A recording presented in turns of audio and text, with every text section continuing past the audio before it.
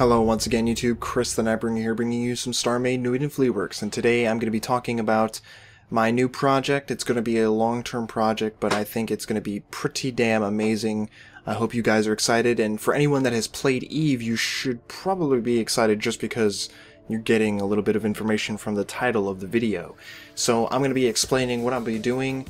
Hopefully people that haven't played Eve will understand, because it's a little complicated, and it is certainly something that nobody in StarMade has done before, and I think it's really exciting. And if they have done it before, they probably haven't done it to the scale that I'm doing it, but I think it's really cool, and I think it's gonna bring a whole new level to my project. So this is why I'm doing it. I think it's time to up the ante. So real quick, I have to explain a few things about EVE Online and how things work in that game. There are 3 distinct tech levels in EVE Online for ships, as well as the equipment that you attach to them. There's Tech 1, Tech 2, and Tech 3. Tech 1 being the most technologically simplest, and Tech 3 being the most technologically advanced of the technology in EVE. Right here, I have a Tech 1 ship. This is the Rifter. If you have seen anything Eve related at all, or yeah, anything Eve related at all, you would know this ship, or at least recognize its shape. You may know nothing about it, but you probably have seen this ship before. This is one of the most recognizable and adored ships of EVE Online, or at least the design of it is. It's not exactly the best ship ever. There are no best ships in EVE, but it is a good looking ship. This is the Rifter, a Minmatar ship. It's supposed to look all brown and rusty, of course. And this is a Tech 1 ship. Now, in terms of EVE, that means that this ship is nothing special. It's a cheap ship, it can fill a variety of roles, and it doesn't really focus too heavily in a role if it does have one. For example, this ship is supposed to be combat-oriented, but there's a few ways to approach that, and it's not exactly the most efficient or the best at providing a combat role to the battlefield. Now, if we bump it up and take it to Tech 2, there are assault frigates, for example, that I believe use the same hull, and their stats are increased, and the color scheme may be different, and there may be additional wingy bits, or some new fins, or some more engines, or some sensors attached to the side of the ship, and it's a Tech 2 ship, and it's basically better at performing that role, and they're more specialized, those ships. They perform a role very specifically on the field. For example, there are 2 assault frigates. They use the same hull, but they approach the whole idea of combat in slightly different ways, which is why there are 2 different assault frigates per race, I believe at least. So essentially they're just better ships, the Tech 2 ships. They're better at performing their roles, they have better stats. They're not, again, the best ships just because they're Tech 2, but they're better. They have, you know, a better ability to perform what they need to. Then there's Tech 3 ships. Now right here is a Tech 3 ship. This is the Amar Confessor, and this is a tactical destroyer. Now Tech 3 ships operate a lot differently. They are the most technologically advanced, and therefore they give the widest variety of capability of any of the ships in EVE Online. They can perform multiple roles because of the way they operate. Now, specifically with the tactical destroyers, they have 3 different distinct modes that can be activated at any time, even whilst in combat, that will change how the ship operates. For example, all tactical destroyers, as far as I understand, will be getting bonus, not bonuses, but speed rolls, sniping rolls, and defensive rolls. Of course, speed makes it faster and more agile, which means that when you activate the speed mode, it will be harder to hit the ship. When you activate the defensive mode, it will be harder to eat the armor or shields of the ship, and when you activate the sniper mode, the ship itself will do more damage with its guns. So this is a tactical destroyer. Every ship, or I should say every race in EVE, is going to be getting a tactical destroyer, and it is a Tech 3 ship. This is the second type of Tech 3 ship introduced into EVE Online. This is a relatively recent development, this ship right here. Kind of exciting. In terms of the rail system that's coming up, This ship will have lots of nice little rail features that I could possibly do, so I'm looking forward to that, but I will not be doing this ship because I don't believe the systems of EVE Online are, or no, the mechanics of StarMade are ready for a ship that has 3 distinct modes. It's kind of something really hard for me to figure out, so a lot more thought would have to go into that than what I plan on doing, which is the Tech 3 Strategic Cruiser. So what is a Strategic Cruiser? It's obviously a lot bigger of a ship, and here is one of them right here. Here is actually 4 of them right here. Now, in terms of EVE Online, this is all the same ship. And you may be asking, well, how does that work? Well, essentially, a strategic cruiser is a ship that you build piece by piece. There are these things called subsystems, and you pick and choose which subsystems you want in order to fulfill a specific role. For example, one subsystem allows better use of cloaking devices. Some subsystems might give you better propulsion, or better agility, or better long-range weaponry, or short-range weaponry. One might give you a boost to shielding, while another one might give you a boost to armor. And basically, you know, kind of assemble this ship to your whim, to cater to the needs that you need of the ship, specifically. And it becomes a very unique ship, and in total, just for the ship on screen, there are 1,024 possible combinations, or at least there should be. There are 5 subsystems per strategic cruiser.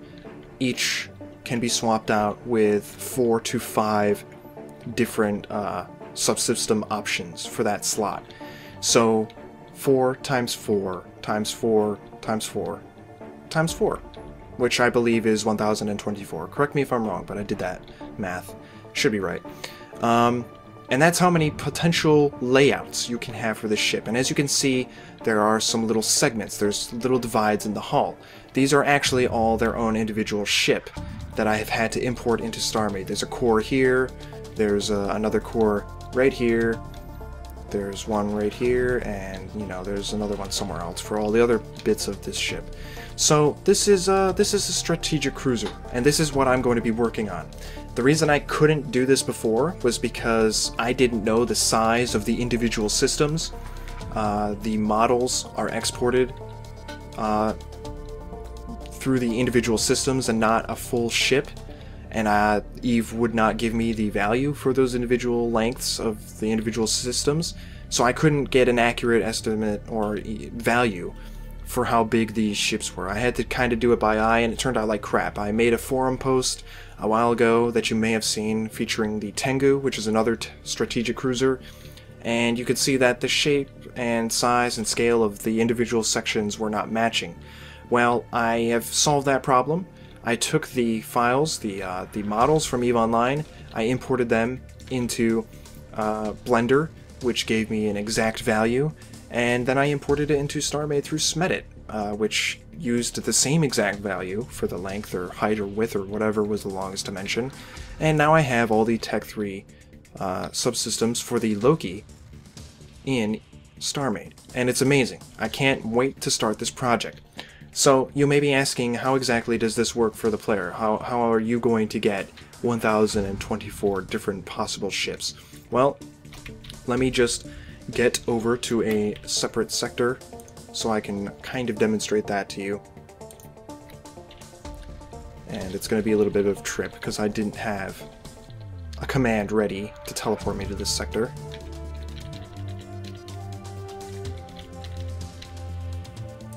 And here we go. I am now in Minmatar space. The strategic cruiser that I am starting with is Minmatar. It is the Loki. And the reason I am starting with the strategic cruiser for the Minmatar race is because I personally think I do the best with Minmatar ships.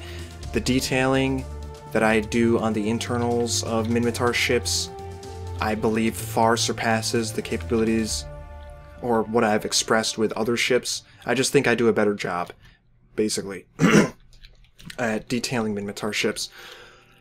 So that's why I'm doing the Minmatar strategic cruiser first. So, how will this work? As you can see, I've started the first subsystem already, which is the electronic subsystem. That's the front of the ship. I'm not exactly sure if it's the actual bridge of the ship, but this is the electronic systems of the ship, which is things like the CPU and stuff like that. Or at least I believe it to be. I don't actually fly Tech 3 Cruiser in EVE Online. It requires far too much money and skill that I don't have. So I don't actually fly these things, so I know very little about them. But I do know that, you know, they are built piece by piece. Anyway, you can see that I've outlined the very edge of this particular hull segment in blue hull, whereas the rest of it is going to be turned green. And what I'm going to do is I'm going to copy this block for block on the other hull segments that belong to the same subsystem.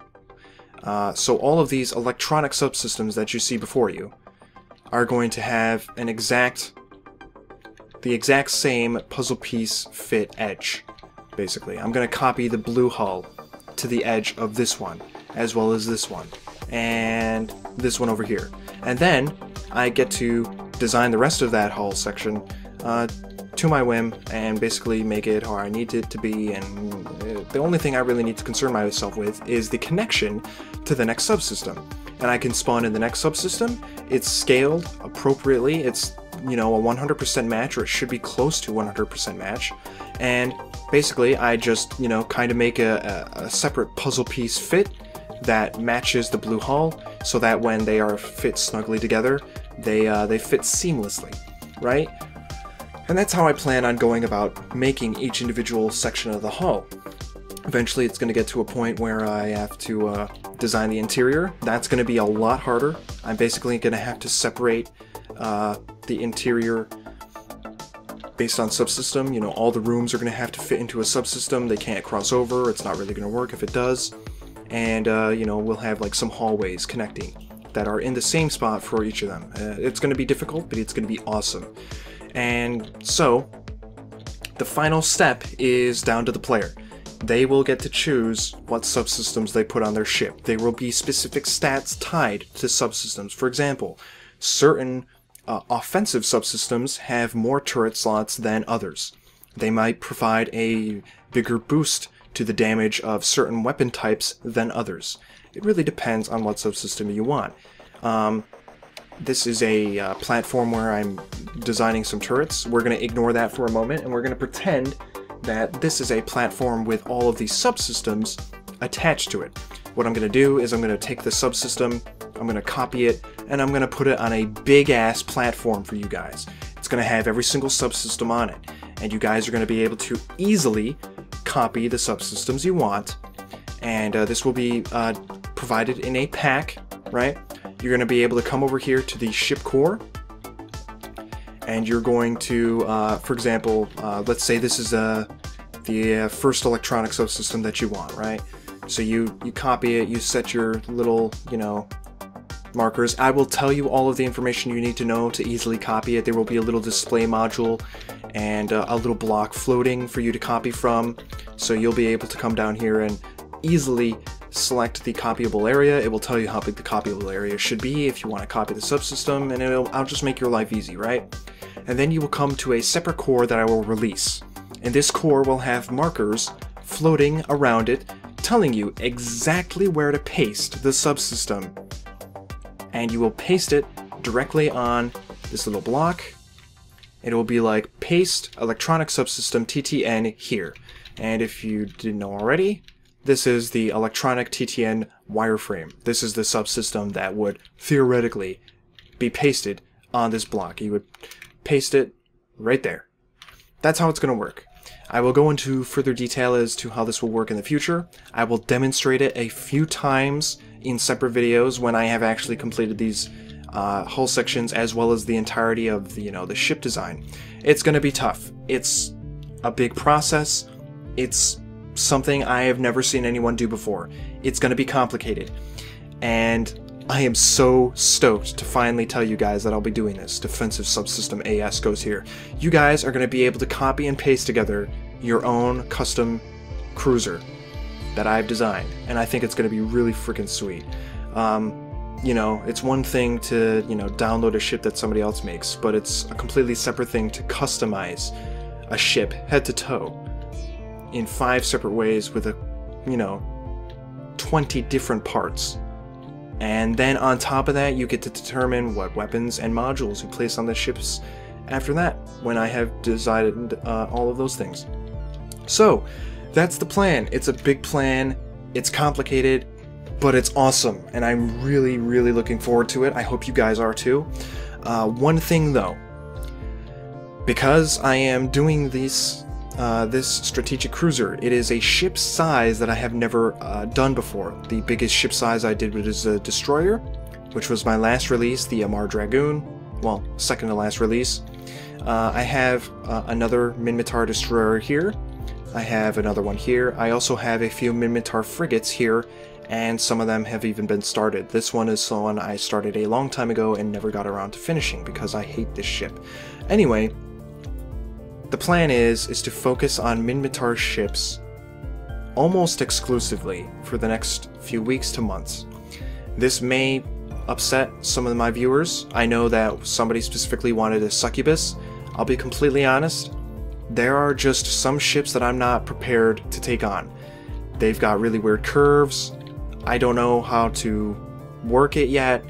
Maybe I'm not confident that I'll work it properly, or maybe I just don't want to deal with a ship that looks like that or does that. To be completely honest, that's how I feel with a lot of these ships. I start it and then I realize that it's got some really awkward shapes that I don't know how to translate just yet, or it's just stuff that I don't want to deal with. Really crazy shapes, like this armor plate in the back. I did not want to deal with that. You know, everything else was fine. It was 45-degree angles on this one. And, you know, I got to it. I finally brooded my way through. Brooded? I don't think that's the right word. Forced my way to finish that awkward shape. And, you know, it's just weird. It's things I don't want to deal with. This hull bit right here is really weird, and it connects with the one below it really weirdly. So it's just like stuff I don't want to deal with, which is why that's not done yet. It would be if I could handle it or wanted to handle it. It's just personal preference on what I want to build. So I will be occasionally working on other stuff over the course of time.